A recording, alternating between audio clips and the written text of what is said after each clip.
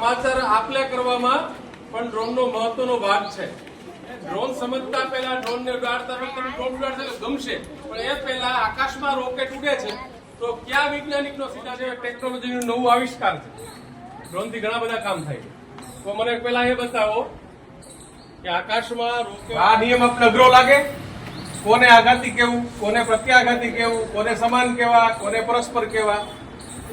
તો તમે દિવાલમાં દડો પછાડો છો ને એ આઘાતી બળ છે. કેવું છે? દોડવું છે એટલી ઝડપથી. તો તમે શું કરશો? તમારા પગને જમીનથી પાછળ ધક્કો મારશો. સમજો છો? ટ્રાય કરજો, અવલોકન કરજો. તમારે જેટલું આગળ દોડવું છે તો તમે શું કરશો? તમારા પગથી જમીનને પાછળ ધક્કો મારશો.